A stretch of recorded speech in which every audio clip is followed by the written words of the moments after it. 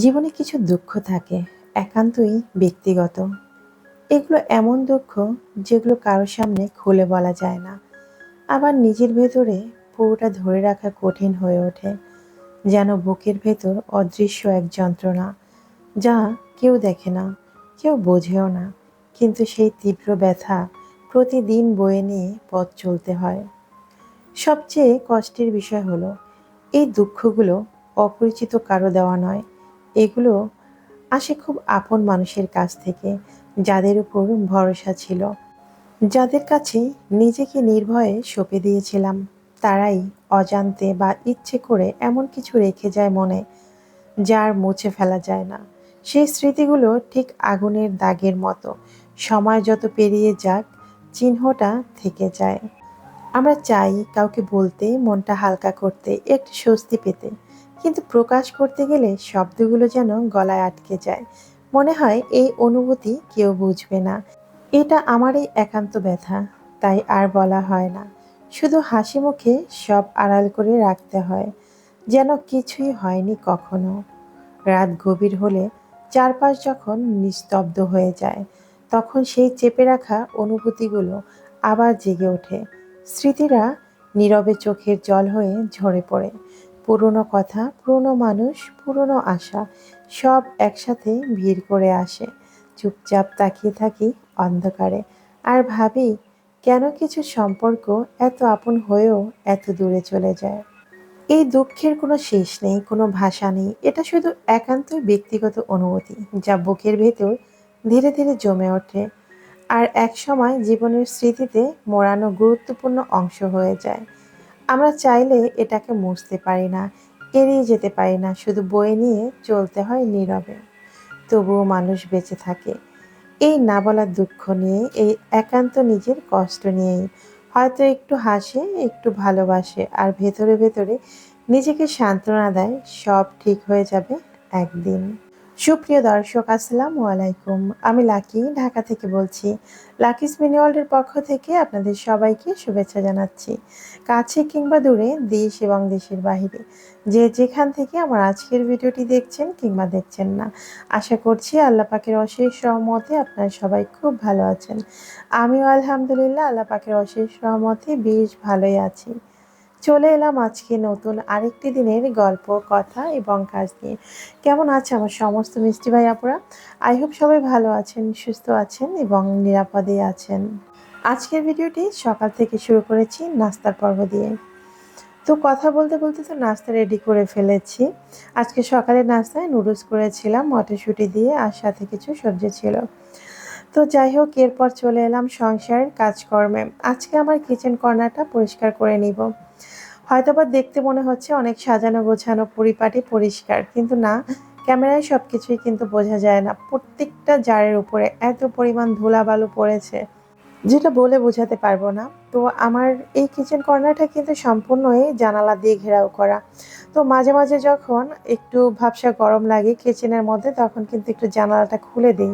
আর জানালা খুললে তীব্র বাতাস আসে, আর এই বাতাসের কারণে এত পরিমাণ বালু আসে যা বলার বাইরে। যতটুকু না আমাকে বাতাস স্বস্তি দেয়, তার থেকে বেশি হচ্ছে অস্বস্তির কারণ হয়ে ওঠে এই বালুগুলোর জন্য।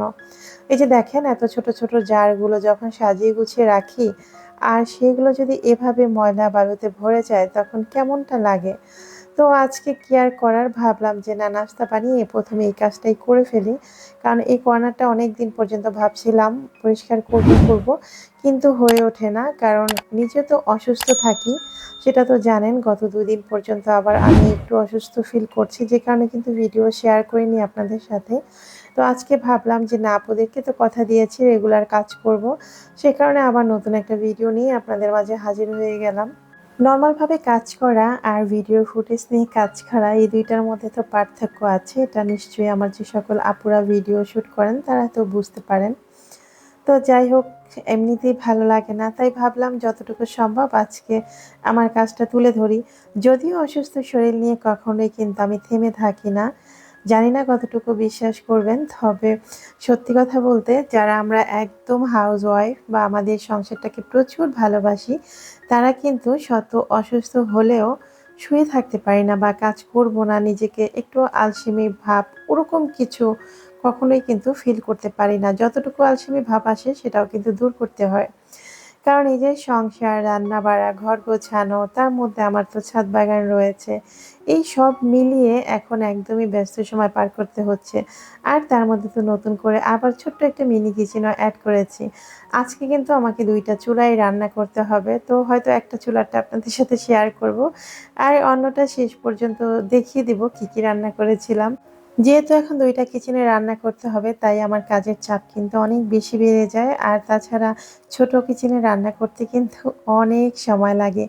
যেটা বড় কিচেনে আপনি ১০ মিনিটে পারবেন, ছোট কিচেনে সেটা সর্বনিম্ন ৩০ মিনিট লাগে। কারণ সেখানে আগুনের পরিমাণটা কম, এটাও বুঝতে হবে।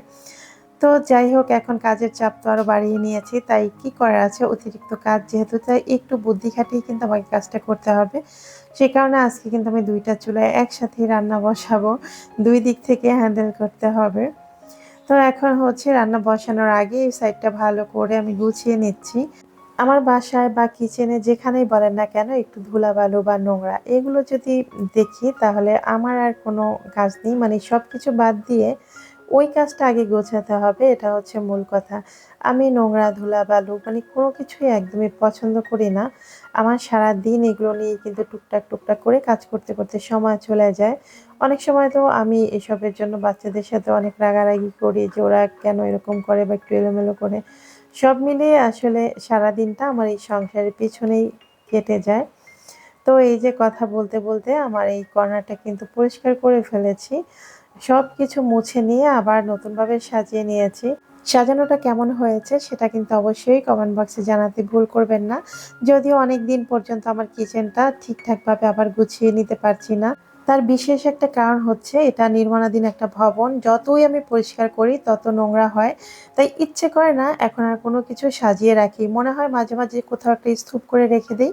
যখন সমস্ত কাজ শেষ হবে, আমি যখন নিশ্চিন্তে আমার বাসাটাকে সাজাতে পারবো, তখন এই কাজগুলো করব। আবার এটা যখন জিদ হয় ঠিক তখন ফিল করি। আবার ভাবি না সেটা কি সম্ভব? কি আর করার বলেন? শত কষ্ট হলেও এই কাজগুলো কিন্তু করে নিতে হয়। এমনিতেই বাসার ভেতরে হাজারো কাজ, তার মধ্যে যদি একই কাজ প্রতিদিন করতে হয়, তখন কার ভালো লাগে? একটা জিনিস প্রতিদিন পরিষ্কার করতে হয়। অন্তত সপ্তাহে ১ বার ২ বার করে সেটাও একটা কথা। তো আমার এভাবে আসলে দিনগুলো কাটে। এজন্য অনেক কিছু তো আপনাদের সাথে শেয়ারও করি না। আসলে সবকিছু তো আর শেয়ার করা সম্ভব না, আর ক্যামেরা নিয়ে দৌড়ানো সম্ভব না। আমার দ্বারা ভাই পসিবল না। যতটুকু শেয়ার করি এটাই অনেক কিছু। তো এই যে আমার টেবিলটা সাজানো হয়ে গেছে। এই টেবিলটা কিন্তু এভাবেই সাজানো থাকে। আর মাঝে মাঝে কিন্তু আমি ইলেকট্রিক চুলাটাও রান্না করি।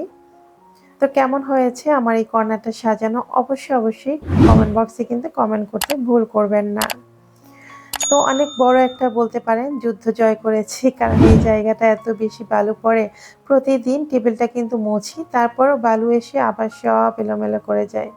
এই যে দেখেন, আমি কিন্তু টেবিল গোছাতে অনেক কাজ করে ফেলেছি। এদিকে কিন্তু আমি ফুটেজ নিইনি। কারণ আমি জানি এইসব ভিডিও আমি অনেকবার শেয়ার করেছি।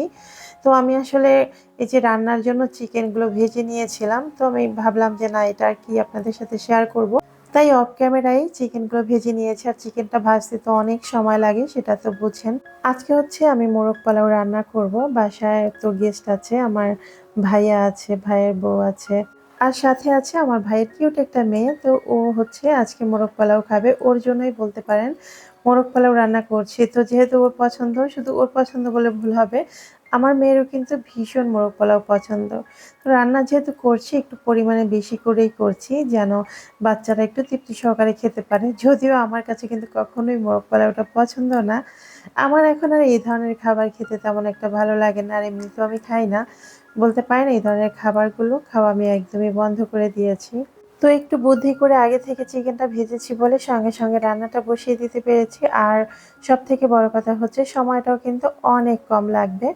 তো এভাবে একটু বুদ্ধি করে যদি কাজ করা যায়, তাহলে কিন্তু সংসারের কাজগুলো একটু তাড়াতাড়ি গুছিয়েও করা যায়। তো আমি সবসময় এভাবেই করে থাকি। আজকে আমি মিনি কিচেনের একটা কিউট জিনিসের সাথে আপনাদেরকে পরিচয় করিয়ে দিচ্ছি। এটা হচ্ছে মিনি কিচেনের শিলপাটা। দেখেন কত সুন্দর, তাই না? এটা কিন্তু একদম রিয়েল। আপনি চাইলে এটায় ছোট অনেক কিছু করতে পারবেন, অল্প সংখ্যক কিছু। এটা হচ্ছে পাথরের তৈরি। তো আমার কাছে দেখেই এত ভালো লেগেছে, মানে কোনো কিছু ছাড়াই এটা আমি অর্ডার করে ফেলেছি। তো আজকে এটাকে আমি ভালো করে ক্লিন করে নিলাম যেন ব্যবহার করতে পারি। তো এটার মধ্যে আমি কিছু পেয়ারা পাতা বেটে নিয়েছি, সেটা অফ ক্যামেরায় সেটা ধুয়ে ফেলে দিয়েছি। এখন চাইলে এখানে যেকোনো ভর্তা ছোট, ছোট কিছু আর কি বেটে নেওয়া যাবে। যদিও আমার বাসায় বড়, বড় শিলপাটা আছে, কখনো আমি ইউজ করি না। কারণ ওটা বেরেই করা হয় না। তো যাই হোক, কথা বলতে, বলতে এরই মধ্যে কিন্তু মোরগ পোলাওয়ের মোরগটা রান্না করা হয়ে গেছে। এখন আমি পোলাওটা রান্না করে নিব। পোলাওটা রান্না করতে, করতে আমার ভাইয়া এবং আপুদের কাছে একটা রিকোয়েস্ট করে নিচ্ছি। জানি না আমার কোন, কোন ভাইয়া বা আপু এখন পর্যন্ত আমার ভিডিওটির সঙ্গে আছেন। যদি আমার কোনো কথা বা কাজ আপনাদের কাছে একটুও ভালো লাগে, তাহলে অবশ্যই আমার ভিডিও নিচে লাইক দিয়ে ভিডিওটি কন্টিনিউ করবেন। আর হ্যাঁ, ভিডিওর বিষয়ে আপনাদের যদি কোনো মন্তব্য থাকে, সেটা অবশ্যই কমেন্ট বক্সে কমেন্ট করে জানাতে ভুল করবেন না। আর আপনি যদি আজকে ১ম আমার চ্যানেলটি ভিজিট করে থাকেন, তাহলে আপনাকে উদ্দেশ্য করে বলছি, আমার কোনো কথা বা কাজ যদি আপনার কাছে একটু ভালো লাগে, আপনি চাইলে আমার এই ছোট্ট পরিবারের একজন সদস্য হয়ে থেকে যেতে পারেন আমার চ্যানেলটি সাবস্ক্রাইব করে। অনেকদিন পর্যন্ত আমি আমার আপুদের কোনো কমেন্টের উত্তর কিন্তু ঠিকঠাকভাবে দিচ্ছি না। আজকে কিছু আপুদের কমেন্টের উত্তর দিয়ে নিচ্ছি। এত সুন্দর, সুন্দর কমেন্ট করেছো আপু তোমরা, যার উত্তর না দিয়ে পারছি না। ১ম এ রুবি শপ থেকে আপু লিখেছো, ওয়াও! এত সুন্দর, মাশাআল্লাহ মাটির পাত্রগুলো। ঠিক বলেছো আপু, এত সুন্দর কি বলবো, যে দেখবে সে কিন্তু বারবারই প্রেমে পড়ে যাবে। ধন্যবাদ আপু এত সুন্দর করে কমেন্ট করার জন্য। এরপর আরেকজন আপুর নাম নিয়ে নিচ্ছি। উম্মিস কিচেন ব্লগ আইডি থেকে আপু লিখেছো, মাশাআল্লাহ তোমার বেলকনির গাছগুলো অনেক সুন্দর। মন জুড়িয়ে গেল। করলা দেখে পরিষ্কার পরিচ্ছন্ন তোমার সংসার। ধন্যবাদ আপু তোমার এত সুন্দর মন্তব্যের জন্য। আসলে তোমরা অনেক সুন্দর মন নিয়ে আমার ভিডিওগুলো দেখেছো। এইজন্যই আসলে এত সুন্দর করে কমেন্টটা করতে পেরেছো। তোমাকে আবারও ধন্যবাদ আপু। এখন যে আপুর কমেন্ট পড়বো তার জিমেইল অ্যাকাউন্টের নাম হচ্ছে রেহানা হাওলাদার। আপু অনেকদিন আমার ভিডিওতে কমেন্ট করেছেন। আমার কখনো আপুর নামটি নেওয়া হয়নি। আপু লিখেছেন, আসসালামু আলাইকুম আপু। ওয়ালাইকুম আসসালাম আপু। তুমি এখনো ছোটবেলার মতো আছো, মাটির হাঁড়ি পাতিল দিয়ে খেলতে পছন্দ করো। ধন্যবাদ আপু এত সুন্দর মন্তব্যের জন্য। সত্যি কথা বলতে কি, আমাদের প্রতিটা মানুষের মধ্যে সেই ছোটবেলার যে একটা স্মৃতি, সেটা কিন্তু আমরা বয়ে বেড়াই। সময় বা বয়স আমাদেরকে বড় করে তোলে। বাট আমাদের সেই ছোটবেলার যে মন মানসিকতা, সেটা কিন্তু কোথাও না কোথাও একটু থেকেই যায়। আর ছোটবেলার সেই স্মৃতিগুলো কার না ভালো লাগে বলো? তাই আমি তো বারবার চাই সেই ছোটবেলায় ফিরে যেতে। যদি একবার যেতে পারতাম, আর হয়তোবা কখনো বড়ই হতে চাইতাম না। তো যাই হোক আপু, তুমি এত সুন্দর করে কমেন্ট করেছো, যেটা দেখে অনেক, অনেক বেশি ভালো লাগলো। এরপর যে আপুর কমেন্ট পড়বো তার আইডির নাম হচ্ছে স্বর্ণা শাহিন ব্লগস। আপু লিখেছে, মাটির ভাতের হাঁড়িটা অনেক কিউট। সত্যি বলেছো আপু, এত কিউট কি বলবো। বিশ্বাস করবে কিনা, আমি এক এক করে ৪ টা হাঁড়ি বানিয়েছি। এত ভালো লাগে তার জন্য। সেই সাথে ডালের হাঁড়ি তৈরি করেছি, চায়ের জন্যও পাতিল তৈরি করেছি। তো যাই হোক, এরপর আমি দেখিয়ে দিচ্ছি আমার মিনি কিচেনে আজকে কি, কি রান্না হয়েছে। যদিও এই ভিডিওগুলো আমার মিনি কিচেনে পেয়ে যাবে। যদি তোমরা দেখতে চাও তাহলে আমার ফেসবুক পেজ বরিশাল্লা আকাই মা আপা, এই পেজটিতে গিয়ে একটু দেখে আসবে। আশা করছি তোমরা আমাকে সেখানেও অবশ্যই সাপোর্ট করবে। এখন আরেকজন আপুর নাম নিয়ে নিচ্ছি, পারভিন আক্তার। আপু লিখেছে, তোমার মাটির জিনিসগুলো নিখুঁত হয়েছে। শোকেসে একটি অংশ এগুলো সাজিয়ে রাখতে পারো। তুমি আমাকে আমার ছোটবেলায় ফিরিয়ে নিয়ে গেছো। এভাবেই মাটি দিয়ে আমরা হাঁড়ি পাতিল বানাতাম। ধন্যবাদ আপু এত সুন্দর করে মন্তব্য করার জন্য। আসলে সত্যি বলেছো, আমরা প্রতিটা মানুষই ছোটবেলায় হারিয়ে যেতে চাই। তো কাজের ফাঁকে, ফাঁকে তোমরাও না আমার মতো একটু ছোট হয়ে যাও। দেখবে অনেক বেশি ভালো লাগবে। এমনিতেই আমাদের জীবনটা এখন কেমন যেন রোবটিক হয়ে গেছে। তাই যদি নিজেকে একটু ফিরে পাওয়া যায়, তাহলে দোষের কি বলো? তো সারাদিনের কাজকর্ম শেষ করে দুপুর গড়িয়ে এখন কিন্তু বিকেল হয়ে গেছে। আর ভাবলাম আমার এই বেলকনির গাছগুলো তোমাদের সঙ্গে একটু শেয়ার করি। আমি জানি আমার সব আপুরা আমার এই গাছগুলো অনেক বেশি পছন্দ করে। আর ফুল ভালোবাসে না এমন মানুষ খুঁজেই পাওয়া যাবে না। তো যাই হোক, এখন বলে দিচ্ছি গত পর্বে ধাঁধার সঠিক উত্তর। গত পর্বে ধাঁধা ছিল, কোন চালে ভাত হয় না। ধাঁধার সঠিক উত্তর ছিল ঘরের চাল, অথবা যেটাকে আমরা ছাউনি বলি। তো যিনি সর্বপ্রথম কমেন্ট করে সঠিক উত্তরটি জানিয়েছেন তার জিমেল অ্যাকাউন্টের নাম হচ্ছে আফরোজা বিথি। আপু তোমাকে অসংখ্য ধন্যবাদ, তুমি সর্বপ্রথম কমেন্ট করে সঠিক উত্তরটি জানিয়েছো। এরপর বলে দিচ্ছি আজকের পর্বের ধাঁধা। আজকের ধাঁধা হচ্ছে, কোন বর দেখতে খারাপ হয়? আশা করছি আমার বুদ্ধিমান ভিউয়ার্সরা খুব দ্রুতই কমেন্ট বক্সে সঠিক উত্তরটি জানিয়ে দিবে। তো বিকেলের এই মনোমুগ্ধ পরিবেশ এবং বাহিরের ঠান্ডা ঠান্ডা হাওয়া হয়তোবা যে কোনো মুহূর্তে ঝড় ঝাড়বে। তো এই ঝড় বৃষ্টির মধ্য দিয়েই আমি আজকের মতো বিদায় নিচ্ছি। দেখা হবে আগামী পর্বে নতুন কোনো ভিডিও নিয়ে। ততক্ষণ তোমরা সবাই ভালো থাকবে, সুস্থ থাকবে। আল্লাহ হাফিজ। আসসালামু আলাইকুম।